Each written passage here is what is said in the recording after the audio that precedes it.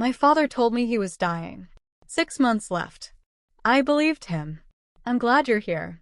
I need you to hear this from the beginning, exactly as it happened, because one sentence on one piece of paper changed how I see family forever. This wasn't a misunderstanding. It wasn't a mistake. It was a decision he made, slowly, deliberately, using fear as leverage. I was 34 at the time, living in Phoenix, working a steady operations job for a logistics company. I tracked numbers for a living, shipments, invoices, discrepancies. I trusted documents. I trusted timelines. I trusted receipts. That's important later. My dad called me on a Tuesday evening in late March. I remember because my phone showed 6:42 p.m. and I was still sitting in my car outside the grocery store. I almost ignored it. He never called at that hour. When I answered, he didn't say hello. "I have cancer," he said. Not crying. Not shaking. Flat. Like he was reading weather. He told me it was aggressive. Stage 4. Pancreatic. He said the doctor had been very honest. He said, 6 months, maybe less. I didn't ask which hospital. I didn't ask which doctor. I asked if he was in pain. He said, not yet. That comes later. That line stayed with me. Over the next few weeks, my life quietly rearranged itself around his diagnosis. I called him every morning. I sent him grocery money through Zelle. I booked a flight for the following month so I could see him in person. He sent me photos of himself in a recliner, wrapped in a gray blanket, baseball cap pulled low. He looked thinner. Or maybe I just wanted him to. "It's just paperwork," he said when I asked about treatment plans. "Insurance is being difficult. I don't want to scare you with details." Those were the phrases. The ones people repeat in the comments. I started paying things directly. His rent, $450 a month. Utilities. A past-due car note. Then he asked for help with something bigger. "I don't want to die in debt," he said. He sent me a breakdown. Hospital bills. Lab work. Imaging. Chemo consults. The total was just under $50,000. That number didn't scare me. It focused me. I had savings. I had no kids. No mortgage. I told myself this was what responsible adults did when parents were vulnerable. "Family doesn't do this," he said once, when I hesitated. "We never asked you to help. You should be grateful you can." So I paid. I wired the money in 2 transfers to avoid daily limits. April 12th and April 14th. I remember because my bank sent confirmation emails with subject lines that read, "Outgoing wire processed." After that, things shifted. He stopped calling every day. Texts got shorter. Photos stopped. When I flew out to see him in May, he canceled the night before. Said he was too weak. Said the chemo hit him hard. I didn't understand it then. But I noticed. The first real crack came from something small. Something stupid. A forwarded email he didn't realize he'd sent. It was a hospital billing statement. Or what was supposed to be one. The logo looked wrong. The font was inconsistent. The address listed a suite number that didn't exist. I told myself I was being paranoid. That grief makes you suspicious. That I was looking for control where there was none. But I zoomed in anyway. And at the bottom of that document, there was one line that didn't belong there. That wasn't the worst part. Before I begin, tell me in the comments where in the world you're watching from and what time it is for you right now. And if stories like this stay with you, please like and subscribe. It really helps me keep sharing the truths I've carried for years. Before my father ever said the word cancer, our relationship had been steady in a quiet, adult way. Not close. Not distant. Functional. We spoke every couple of weeks. Holidays were polite. Birthdays came with short phone calls and longer pauses. There was history there, but nothing unresolved enough to feel dangerous. My parents divorced when I was in college. My mom moved back to Ohio. My dad stayed in California for a few years, then bounced, Nevada, Arizona, back to California, then Arizona again. He always had a reason. A job lead. A friend. Cheaper rent. He never sounded desperate. Just unsettled. I was the stable one. Everyone said it. I paid my bills early. I kept spreadsheets. I booked flights 3 months out to save money. I read fine print. At work, I was the person people sent problems to when numbers didn't line up. That mattered, because when my dad told me he was sick, I didn't react emotionally first. I reacted practically. I asked what he needed. I asked what insurance he had. I asked whether he wanted me to come. He said no to the visit, yes to the help, and vague to everything else. I don't want you to see me like this, he said. Let me keep my dignity. It's already hard enough. Those lines worked on me. He sent me updates just often enough to keep me engaged. Short texts. Sometimes voice messages that sounded tired but composed. Never frantic. Never dramatic. I'm hanging in there. They're adjusting my meds. Just taking it one day at a time. I adjusted my life around him. I stopped planning summer trips. I held off on a job transfer. I checked my phone first thing every morning, then again before bed. The money escalated quietly. First groceries, then utilities, then rent, then the medical bills. He never asked for the full amount directly. He framed it as options. I could set up a payment plan. I could let it go to collections. But I don't want that hanging over you after I'm gone. That last part landed heavier than it should have. So I paid. I remember sitting at my kitchen table, laptop open, rereading the wire confirmation email. I remember thinking, this is temporary. I remember feeling calm, almost proud of how composed I was being. That wasn't the worst part. What changed after the money wasn't his health. It was his behavior. He stopped sharing details. When I asked about doctors, he'd say, it's handled.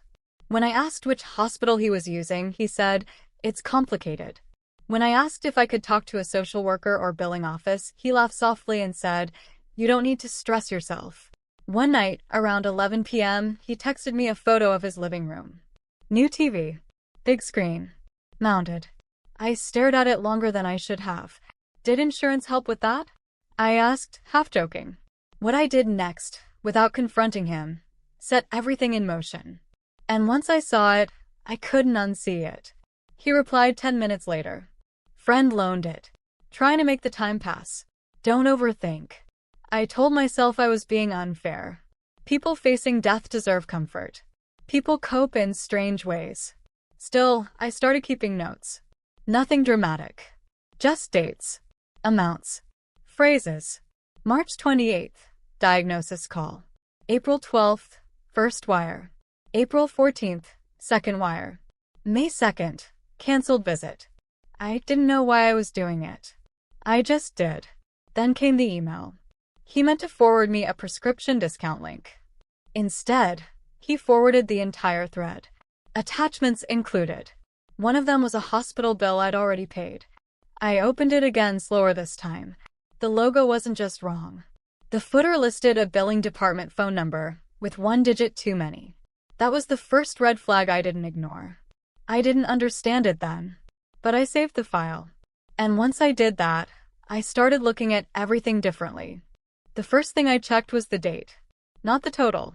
Not the procedure codes. The date. The billing statement listed services rendered on April 9th. That caught my attention because April 9th was a Saturday. Most outpatient oncology clinics near him were closed on weekends. I knew that because I'd already looked when I was trying to schedule time off work to visit. I told myself there were exceptions. Emergency consults. Imaging. Hospitals don't sleep. Still, I opened my calendar. April 9th. He had texted me that morning at 8:14 a.m., feeling okay today. Might go for a walk. No mention of chemo. No mention of imaging. No mention of being at a hospital. That alone meant nothing. People don't narrate every moment of their lives. I kept going. The bill listed a physician name. Dr. Alan R. Morris. I copied it into Google. No results tied to oncology in his area. No hospital affiliation. Nothing beyond a LinkedIn profile for a retired general practitioner in Oregon. That was the first moment my stomach tightened. It's just paperwork, I heard his voice say in my head.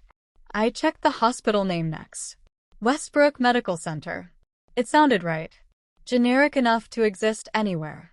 I searched the address on the bill. The street existed. The building number did not. I zoomed in on the PDF again. The formatting was sloppy. Different fonts in the same paragraph. A misspelling in the word oncology, missing the second O. I sat back in my chair and didn't move for a full minute. This is where most people imagine I panicked. I didn't. I felt embarrassed. I told myself I was looking for problems because grief makes people controlling. I told myself I wanted certainty in a situation where none was possible. So I decided to verify one thing. Just one. Quietly. I called the number on the bill. It rang twice. Then went to a generic voicemail. You've reached the billing department. Please leave a message. No hospital name. No company name. Just billing department. I hung up without leaving a message. That wasn't the worst part. That night, I opened my bank app and pulled up the wire confirmations again. I noticed something I hadn't before. The receiving account name wasn't a hospital or medical group. It was a personal checking account. I stared at the screen. Maybe hospitals use third-party processors. Maybe it was a temporary account. Maybe. I stopped myself. I wasn't ready to accuse my own father of something like this. Not yet. So I did what I always did when something felt off at work. I gathered more data. Over the next few days, I asked neutral questions. How often are you going in now? Did they assign you a case manager? Are they talking about palliative care yet? His answers were vague. Circular. They're monitoring it. It depends on how I respond. One step at a time. When I asked which hospital he preferred, he changed the subject. That was new. One afternoon, he texted me a photo of prescription bottles lined up on his counter. I zoomed in. The labels were partially covered. The pharmacy name was cropped out. I asked him to send a clearer photo. He didn't. Instead, he replied, "Why are you interrogating me?" That line stuck. I wasn't interrogating. I was clarifying. But I apologized anyway. I didn't understand it then. But something in me shifted. That weekend, I pulled phone records from our carrier. I wasn't spying. I just wanted to see how often we'd actually spoken compared to how often it felt like we had. The numbers didn't match my memory. We talked less after the money than before. Shorter calls. Longer gaps. Then I noticed another pattern. During the weeks he claimed to be in treatment, there were multiple long outgoing calls to numbers with Nevada area codes. Late at night. Over an hour each. I didn't know what that meant. But I wrote it down. Dates. Times. Durations. The final push came from something small. A receipt. He forwarded me a screenshot accidentally while trying to send me a grocery list. It was from a local electronics store. Date. April 15th. The day after the second wire. Total, $2,899. For a gaming laptop. I sat there, phone in my hand, feeling something settle in my chest. That wasn't the worst part. But it was the moment I stopped assuming I was wrong. I didn't understand it then. But I was already halfway to the truth. I stopped asking him questions. That was deliberate. Every instinct in me wanted to confront him, to blurt out what I'd noticed, to give him a chance to explain. But I knew from experience, both personal and professional, that people hide better when they know they're being watched. So I went quiet. I told him work was busy. I let his calls go to voicemail. I replied to texts hours later, sometimes the next day. I needed space to think without his voice shaping my doubt. Then I started verifying things one by one. I searched for Westbrook Medical Center again, this time through state licensing databases. No listing. No DBA. No recently closed facility. Nothing. I called 3 real hospitals within a 10-mile radius of his address. I didn't mention his name. I just asked if they had oncology departments. All 3 did. None had ever heard of Westbrook. I pulled the PDF metadata from the hospital bill. It had been created using a free online document editor. Not a hospital system. Not even a professional billing platform. Creation date, April 13th. One day after the first wire. One day before the second. I felt cold then. Not angry. Cold. I checked the prescription bottles more closely. I enhanced the image. Zoomed in. The pills were common generics, antibiotics, a blood pressure medication. Nothing related to chemotherapy. Nothing that required oncology oversight. That alone didn't prove anything. But stacked with everything else, it stopped feeling coincidental. I requested a copy of his insurance explanation of benefits. Not from him, from the insurer directly. I had his policy number because I'd helped him enroll the previous year. They emailed me a PDF within 24 hours. Claims filed since January 0. No diagnostic imaging. No oncology consults. No chemotherapy. Nothing. I sat on my couch and stared at that document until the screen dimmed. That was the lowest point. Not because I was losing money. Not because I felt stupid. Because I realized my father had looked at me, heard concern in my voice, and chosen to keep going. I opened my notes app and wrote everything out in order. Dates. Amounts. Screenshots. PDFs, call logs. Bank confirmations. $50,000 total. 2 wires. 1 personal account. 0 medical claims. I printed everything. Then I noticed something I hadn't been looking for before. The address on the hospital bill wasn't just wrong. It matched the address of a co-working space 2 blocks from his apartment. I checked Google Street View. Same glass entrance. Same suite layout. I called the co-working space. They confirmed he'd rented a desk there for 2 months. March through April. Reason listed on the contract. Administrative work. I felt something twist inside me. That wasn't the worst part. The worst part came when I checked his social media. He rarely posted, but he liked things. Shared things. Publicly. Photos from a weekend in Lake Tahoe. Date stamped. Late April. He told me that week he was too weak to stand. I closed my laptop and sat in silence. I didn't understand it then. But I wasn't confused anymore. I wasn't even sad. I felt resolved. This wasn't about illness. It wasn't about fear. It was about entitlement. I spent the next 2 days organizing everything into a single folder. Labeled. Indexed. Backed up to the cloud. I called my bank's fraud department and asked procedural questions without naming him. I called a legal aid hotline and asked hypotheticals. I didn't raise my voice once. I didn't confront him. Not yet. Because once you accuse someone like this, you don't get to take it back. And I needed to be sure. By the end of that week, there was nothing left to verify, only what to do next. I gave myself 48 hours before I did anything irreversible. That wasn't for him. It was for me. I needed to make sure I wasn't acting out of shock or humiliation. I needed to feel steady, controlled, certain. I took time off work and told no one why. I slept normal hours. I ate real meals. I went for long walks without my phone. I let the anger rise and pass without feeding it. Then I planned. I didn't confront him. Confrontation gives people a chance to rewrite reality. I needed facts to stand on their own. First, I spoke to my bank again, this time with specifics. I provided the wire confirmation numbers. I told them the receiving account belonged to an individual who had misrepresented medical expenses. They flagged the transactions. They couldn't reverse them, but they created a fraud case file and told me exactly what documentation law enforcement would need. Next, I called the insurance company again and requested a formal letter stating there were no claims filed under his policy during the period in question. They mailed it and emailed a copy. Dated. Signed. Then I contacted the co-working space and requested a copy of his rental agreement. I explained I was handling an estate matter. They emailed it without hesitation. I booked a flight. One way. No checked bag. I didn't tell him I was coming. During that week, he kept texting like nothing had changed. How are you, kiddo?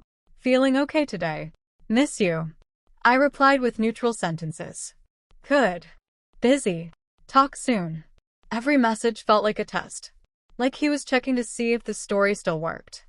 I printed everything the night before my flight and organized it into a folder. Chronological. Tabbed. Labeled. Bank records. Fake bills. Insurance statements. Co-working contract. Electronics receipt. The total weight of that folder surprised me. Not physically. Emotionally. I realized something then that I hadn't allowed myself to think before. This wasn't desperation. This was planning. The fake bills had been created after he knew I was willing to help. The amount he asked for was specific enough to feel real but round enough to be flexible. He'd staggered the requests to avoid suspicion. He'd built a timeline. That was the moment my pain turned into clarity. I wasn't dealing with a sick parent. I was dealing with someone who had decided I was a resource. That wasn't the worst part. The worst part was understanding how easily he'd said the words. I have 6 months left. I landed in California on a Thursday afternoon. I didn't go to his apartment. I checked into a hotel 2 miles away. That night, I emailed the local police department's non-emergency line and asked about filing a report for financial fraud involving a family member. They responded within an hour and told me to come in the next morning. I slept better than I expected. In the morning, I dressed plainly. Jeans, sweater, hair pulled back, no makeup. I sat across from a detective and handed him the folder. I didn't cry. I didn't explain motives. I didn't editorialize. I just walked him through the documents. He didn't interrupt. When I finished, he leaned back in his chair and said one sentence. This is very clean. That sentence mattered. It meant I wasn't imagining things. It meant I wasn't overreacting. It meant the story stood on its own. He asked me one question before standing up. Do you want to proceed? I thought about my father's voice. Calm. Certain. Saying he was dying. Then I nodded. Yes. I didn't understand it then. But that was the moment everything shifted. Because once you say yes to that question, there is no quiet way back. The detective told me not to contact my father. That was important. No warning. No questions. No chance for him to prepare. He said they would handle it quickly, while the paper trail was intact and the account activity was recent enough to trace. I handed over one last thing before I left the station. My phone. Not the device itself, screenshots. Text messages. Timestamps. Voice notes where he talked about treatment and the doctor. Each one dated. Each one calm. The detective nodded and said, "This helps." I went back to my hotel and waited. At 2:37 p.m., my phone buzzed. Dad, hey. You around? I didn't reply. At 3:11 p.m., another message. Dad, phone acting weird. Call me. Still nothing. At 4:02 p.m., the call came. Not from him. It was the detective. We just spoke with your father. I closed my eyes. He's surprised, the detective continued. Confused. Says there must be a misunderstanding. That line didn't surprise me at all. The detective said they'd presented him with copies of the bills and asked for the hospital contact information. He couldn't provide it. They asked about the co-working space. He said it was for paperwork. They asked about the electronics purchase. He said it was a gift. Then they asked him why the insurance company had no record of treatment. There was a pause on the line. He asked if he could call you, the detective said. I said no. That was the irreversible action. At 5:18 p.m., my phone rang again. This time it was my father. I didn't answer. The voicemail came through seconds later. His voice was different. Not sick. Not tired. Panicked. Please, son. He stopped himself. Corrected. Please. You don't understand. I was scared. I didn't know how to tell you. Just call me. I deleted it. At 6:03 p.m., another call. Then another. Then a text. Dad, we can fix this. Dad, I'll pay you back. Dad, family doesn't do this. That phrase again. At 7:40 p.m., the detective called one last time. He admitted the bills weren't real, he said. He says he intended to pay you back eventually. Eventually. That word carried more weight than anything else. The next morning, I went back to the station to sign additional paperwork. They walked me through the process. Charges. Restitution possibilities. What to expect next. I asked one question. Did he ever mention cancer? The detective looked down at his notes. He said he exaggerated. That was it. Not lied. Not fabricated. Exaggerated. I left the station and sat in my rental car for a long time before turning the engine on. At 11:12 a.m., my phone lit up again. Unknown number. I answered it without speaking. His voice came through immediately, breaking. Please, son, Please don't do this. I let the silence stretch. You're all I have, he said. I was ashamed. I didn't think you'd check. That was the sentence that ended it. I didn't raise my voice. I didn't accuse him. I said one thing. You told me you were dying. There was nothing on the other end. I hung up. That was the moment the power shifted completely. No more explanations. No more access. No more control over the story. What happened next wasn't loud. It was procedural. Bank accounts frozen. Charges filed. A court date set. By the end of the week, the version of my father I thought I knew no longer existed. And neither did the illusion that family makes betrayal impossible. The days after everything went quiet were heavier than the confrontation itself. There were no more calls. No texts. No updates. The detective emailed me a case number and a timeline. Weeks, possibly months. Restitution would depend on the court. There were no guarantees. I wasn't waiting for the money. What I was waiting for was the aftershock. It came in pieces. My aunt called first. She left a voicemail that started calm and ended tight. He's devastated, she said. He says you misunderstood. I didn't return the call. A cousin messaged me on Facebook. Why would you do this to him now? He's sick. Family should protect family. I archived the conversation. I realized then how stories travel faster than facts. How quickly the narrative shifted from fraud to cruelty mine. I didn't defend myself publicly. I didn't post explanations. I didn't send documents. I let the truth stay where it belonged, in records, not arguments. A week later, the detective called again. He's been charged, he said. Nonviolent financial fraud. Multiple counts. I thanked him and hung up. That night, I slept for 9 hours straight for the first time in months. The quiet that followed wasn't relief. It was exhaustion. I had to rebuild something I hadn't expected to lose. My sense of orientation. For weeks, my world had revolved around managing his crisis.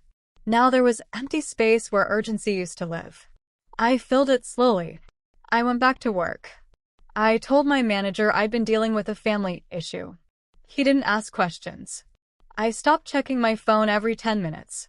I canceled the flight alerts I'd set, just in case. One afternoon, I realized I hadn't thought about cancer at all that day. The word no longer sat in my chest like a weight. That wasn't the worst part. The hardest part was accepting that there would be no clean ending. No apology that matched the damage. No moment where he suddenly understood what he'd done. He wrote me a letter through a lawyer. 3 pages. Carefully worded. He said he was sorry for the stress. He said he never meant for it to go this far. He said he hoped time would soften things. He never said the word lying. I didn't respond. Friends asked if I felt guilty. I told them the truth. I felt sad. I felt tired. I felt clear. Those feelings can exist together. Months later, I learned he'd moved out of his apartment. Downsized. Sold things. The laptop. The TV. The car. Some money came back through the court.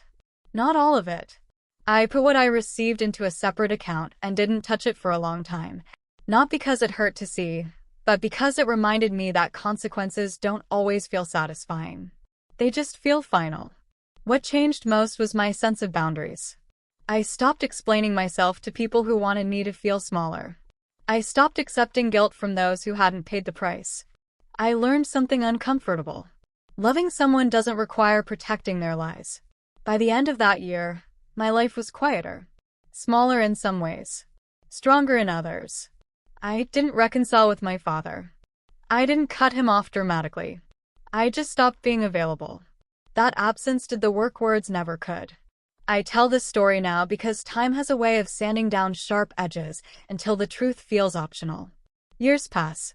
People forget details. Stories soften. Motives get rewritten. I don't want that to happen here. After everything settled, after the court dates and paperwork and quiet weeks, my life didn't dramatically improve. There was no sudden happiness. No relief montage. Just normal days returning one by one. I changed how I handle money. I keep fewer shared accounts. I ask more questions without apologizing for them. I trust my instincts earlier, before they have to prove themselves with evidence. I also changed how I understand responsibility. I used to think being a good daughter meant absorbing discomfort so others wouldn't have to feel it. I thought loyalty meant silence. I thought love meant stepping in before someone faced consequences. I don't think that anymore. I learned that protecting someone from accountability doesn't make them safer. It just teaches them who they can afford to hurt. There are still moments when something small brings it back. A medical commercial. A hospital envelope in the mail. The phrase, 6 months left. I let those moments pass. I don't rehearse arguments in my head anymore. I don't imagine alternate endings. I don't wait for closure that was never offered. I accepted something quieter. That the truth doesn't always heal relationships. Sometimes it just ends illusions. People ask me if I regret calling the police. I don't. Not because it felt good. Not because it felt fair. But because it was the only moment in the entire story where I didn't betray myself. I didn't raise my voice. I didn't seek revenge. I didn't ask for sympathy. I chose reality over comfort. If you're listening to this and something in your life feels slightly off, a number that doesn't add up, a story that keeps changing, a request that relies too heavily on guilt, pay attention to that feeling. You don't need proof right away. You don't need permission. You just need to stay honest with yourself. Everything else follows. Did you like my story? Please like and subscribe and tell me in the comments where you're listening from. I want to know how far this story of mine travels. Love doesn't require you to sacrifice your integrity to protect someone else's lie.